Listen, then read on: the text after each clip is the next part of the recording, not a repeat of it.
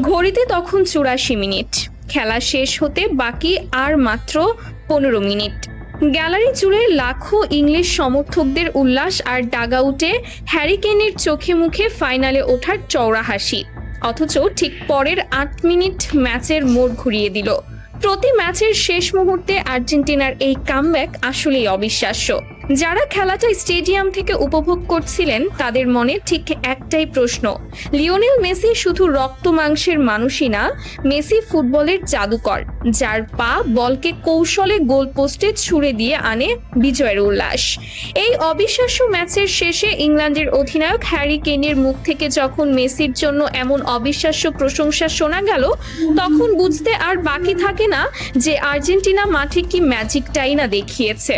2026 বিশ্বকাপের সেমিফাইনালে ইংল্যান্ডকে ২-১ গোলে হারিয়ে ফাইনালে উঠে গেছে ডিফেন্ডিং চ্যাম্পিয়ন আর্জেন্টিনা।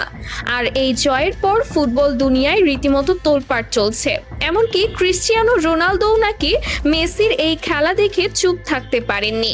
খেলার শুরুটা অবশ্য আর্জেন্টিনার জন্য মোটেও সুখকর ছিল না। ম্যাচের শুরু থেকে আর্জেন্টিনা বেশ চাপে ছিল। ৫৫ মিনিটে গোল খেয়ে যখন তারা পিছিয়ে পড়ে, তখন অনেকেই ভেবেছিলেন আর্জেন্টিনার এবার বিদায় ঘন্টা বেজে গেছে। মনে হচ্ছিল এবার হয়তো আলবিসেলেস্তেদের জয়রথ থামতে চলেছে।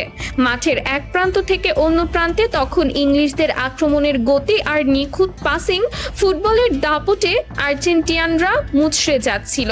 কিন্তু ফুটবল ইতিহাসে একটা কথা বেশ প্রচলিত আছে, আর্জেন্টিনাকে কখনো দুর্বল ভেবে ভুল করতে নেই, বিশেষ করে যখন মাঠে ১০ নম্বর জার্সি পরিহিত একজন জাদুকর উপস্থিত থাকেন খেলার মাঠে।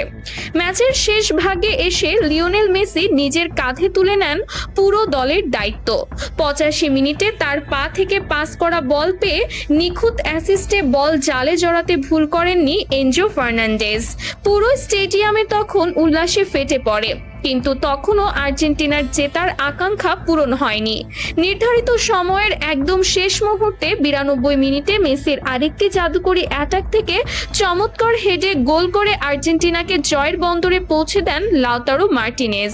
রেফারির শেষ বাঁশি বাজার সাথে সাথে ভেঙে চুরমার হয়ে যায় ইংল্যান্ডের বিশ্বকাপ স্বপ্ন। ম্যাচ হেরে স্বাভাবিকভাবেই ভেঙে পড়েছিলেন ইংল্যান্ডের অধিনায়ক হ্যারি কেন। কিন্তু ম্যাচ শেষে মনের সব কষ্ট লুকিয়ে তিনি মেসির প্রশংসা করে বলেন, মেসি মানুষ না, সে অন্য কিছু, সে ফুটবলের রাজা। অকপটে স্বীকার করেন যে তারা নিজেদের সর্বোচ্চটা দিয়ে খেলেছিলেন, কিন্তু মাঠে মেসির মতো একজন খেলোয়াড় থাকলে এক সেকেন্ডেই পুরো ম্যাচের ভাগ্য বদলে যেতে পারে। হ্যারি কেনের এই আবেগঘন ও সৎ স্বীকারোক্তি মুহূর্তের মধ্যেই বিশ্ব ক্রীড়াবিদদের মন জয় করে নিয়েছে। একজন বিশ্বমানের স্ট্রাইকার যখন প্রতিপক্ষকে এভাবে মূল্যায়ন করেন, তখন তা খেলার সৌন্দর্যকে এক অনন্য উচ্চতায় নিয়ে যায়। এদিকে সোশ্যাল মিডিয়ায় আরেক ঝড় তুলেছে ক্রিস্টিয়ানো রোনালদোর একটি গুঞ্জন। শোনা যাচ্ছে আর্জেন্টিনার এই অবিশ্বাস্য কামব্যাক দেখে রোনালদো নিজে লাইভে এসে মেসির পারফরমেন্সের প্রশংসা করেছেন।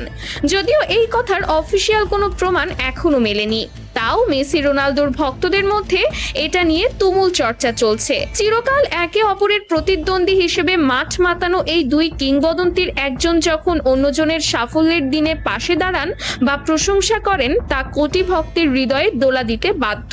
এখন সবার চোখ আগামী রবিবারের ফাইনালের দিকে, যেখানে প্রথম সেমিফাইনালে ফ্রান্সকে হারিয়ে আসা স্পেনের মুখোমুখি হবে আর্জেন্টিনা। একদিকে স্পেনের তরুণ দলের গতি, অন্যদিকে মেসির আর্জেন্টিনার শেষ রক্তবিন্দু দিয়ে লড়াই করার মানসিকতা।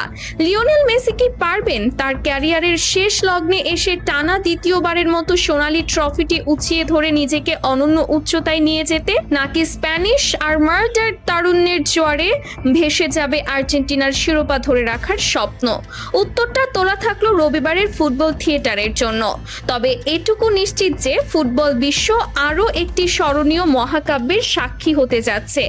আপনার কি মনে হয় দর্শক, আর্জেন্টিনা কি পারবে টানা দ্বিতীয়বার বিশ্বকাপ ঘরে তুলতে, নাকি নতুন ইতিহাস লিখবে স্পেন? আপনার মূল্যবান মতামত কমেন্টে জানাবেন।